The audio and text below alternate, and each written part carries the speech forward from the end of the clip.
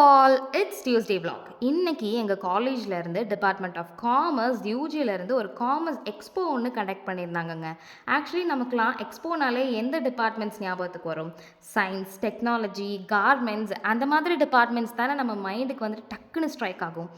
ஏன் எனக்கே கூட இத்தனை நாள் ஒரு காமர்ஸில் எக்ஸ்போ கண்டக்ட் பண்ண முடியுமா, அப்படி கண்டக்ட் பண்ணால் எந்த மாதிரி ஐடியாஸ்லாம் நம்ம டிஸ்பிளே பண்ணலாம் அப்படின்னு எனக்கு தோணுது கிடையாது.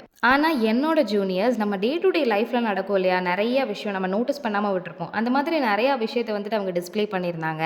அண்ட் அவங்க அதை எக்ஸ்பிளைன் பண்ண விதமும் ரொம்ப அழகாக இருந்தது.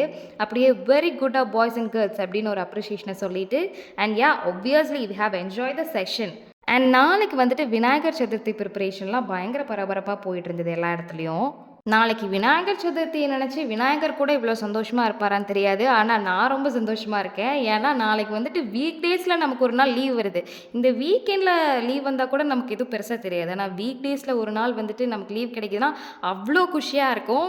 அண்ட் தென் நான் ஒரு பயங்கரமான விஜய் வெறியை அப்படிங்கிறது என்னோடய பிளேலிஸ்ட்லேருந்தே நீங்கள் தெரிஞ்சுக்கலாம்.